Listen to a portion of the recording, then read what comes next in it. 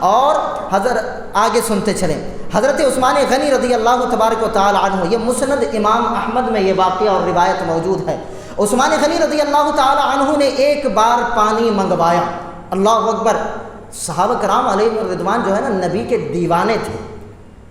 آج ہم اپنے آپ کو عاشق رسول کہتے ہیں، ٹھیک ہے محبت میں کہتے ہیں، اچھی بات ہے، مگر حقیقت میں عشق رسول صحابہ کی ذات سے نظر آتا تھا۔ حضرت عثمان غنی رضی اللہ عنہ نے ایک مرتبہ پانی منگوایا، سنیں، اور وضو کیا، ٹھیک ہے، آواز صحیح آ رہی ہے نا؟ اچھی بات۔ اور وضو کیا، پھر آپ مسکرانے لگے۔ کیا کرنے لگے آپ؟ مسکرانے لگے، اور ساتھیوں سے پوچھا اپنے دور خلافت میں، پھر ساتھیوں سے فرمایا کیا تم مجھ سے سوال نہیں کرو گے، اس بارے میں پوچھو گے نہیں کہ میں کیوں مسکرا رہا ہوں؟ سوال خود ہی آپ کریٹ کر رہے ہیں۔ تو آپ کے صحابہ نے، ساتھیوں نے عرض کی اے امیر المومنین رضی اللہ عنہ، آپ کس وجہ سے مسکرا رہے ہیں؟ حضرت عثمان غنی کے پوچھنے پر پھر صحابہ نے پوچھا کہ آپ کس وجہ سے مسکرا رہے تھے؟ تو حضرت عثمان غنی رضی اللہ عنہ کا جواب سنیں۔ آپ فرماتے ہیں کہ ایک بار حضور اقدس صلی اللہ علیہ وآلہ وسلم نے اسی جگہ کے قریب وضو فرمایا تھا، اور وضو کے بعد آپ نے مسکرایا تھا، مجھے اس کی وجہ پتہ نہیں ہے، بس میں نے مصطفیٰ کو مسکراتے ہوئے دیکھا تھا، میں بھی مسکرا رہا ہوں، مجھے وجہ سے لینا دینا نہیں ہے، میں بھی نبی کی ادا پر ادا کر رہا ہوں۔ اللہ اکبر۔ پھر آپ نے پوچھا، پھر اس وقت آپ فرماتے ہیں کہ میں نے حضرت سرکار دو عالم صلی اللہ علیہ وآلہ وسلم سے پوچھا کہ یا رسول اللہ صلی اللہ علیہ وآلہ وسلم، آپ کس وجہ سے مسکرائے تھے؟ جو کوشچن حضرت عثمان غنی پوچھ رہے ہیں نا، ویسا ہی ایک منظر حضرت سرکار دو عالم صلی اللہ علیہ وسلم کے ساتھ بھی ہوا تھا۔ تو آقا کریم علیہ الصلوۃ والسلام نے ارشاد فرمایا تھا، اس وقت جب بندہ وضو کا پانی منگوائے پھر اپنا چہرہ دھوئے تو اس کے چہرے کے گناہ جھڑ جاتے ہیں، اس کے چہرے کے گناہ جھڑ جاتے ہیں، مٹا دیے جاتے ہیں۔ پھر جب وہ اپنی کوہنیوں کو دھوتا ہے تو اس کے ہاتھوں کے گناہ جھڑ جاتے ہیں۔ پھر جب سر کا مسح کرتا ہے تو اس کے سر کے گناہ مٹا دیے جاتے ہیں، اور جب قدموں کو دھوتا ہے تو قدموں کے گناہ مٹا دیے جاتے ہیں۔ سبحان اللہ۔ مگر اتباع کا طریقہ دیکھیں کہ سرکار نے مسکرایا تھا تو حضرت عثمان غنی کیا فرما رہے ہیں؟ میں بھی مسکرا رہا ہوں۔ سبحان اللہ، سبحان اللہ۔ اب اور آگے سنتے چلیں۔ شفا شریف میں حضرت عبداللہ بن عمر رضی اللہ تعالی عنہما ایک جگہ اپنی اونٹنی کو چکر لگوا رہے تھے۔ کون؟ حضرت عبداللہ بن عمر۔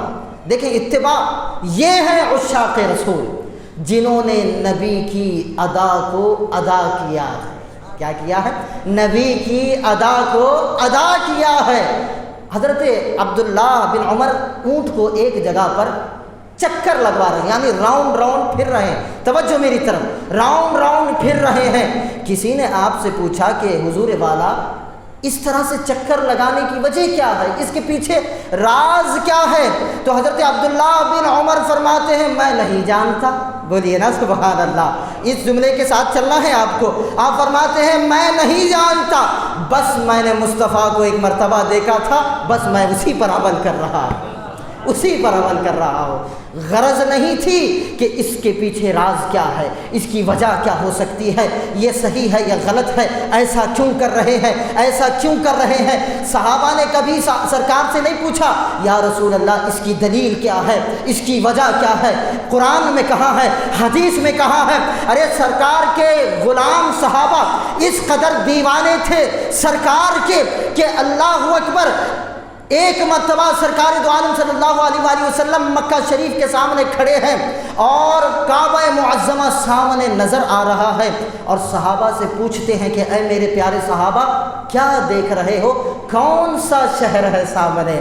بولیے نا سبحان اللہ۔ بڑی ایمان کو تازہ کرنے والی بات ہے۔ اللہ اکبر، سرکار پوچھ رہے ہیں، اور صحابہ کوئی عجم سے آئے ہوئے نہیں تھے، عرب میں پیدا ہوئے تھے، وہیں پر پلے بڑے تھے، جوانیاں بیت گئی تھی، سارے صحابہ جانتے تھے کہ مکہ مکرمہ ہے، مکہ شریف ہے، سارے صحابہ جانتے ہیں، اور سرکار پوچھ رہے ہیں کہ بتاؤ یہ کون سا شہر ہے؟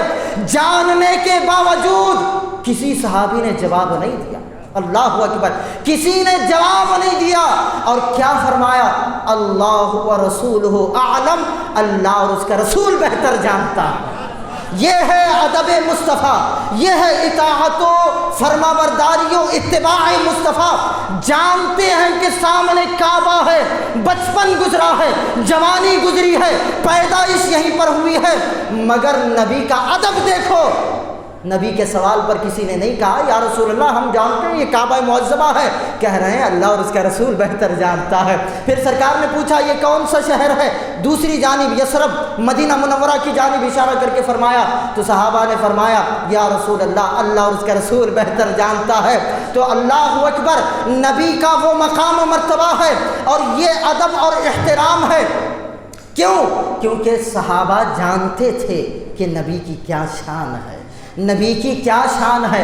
ہمارے لیے حکم ہے کہ شریعت کا جو حکم ہے اس پر خاموشی سے عمل کرنا. زیادہ عقل دوڑانے کی ضرورت نہیں ہے کہ بھئی زکوٰۃ اتنی فیصد کیوں نہیں دینی ہے.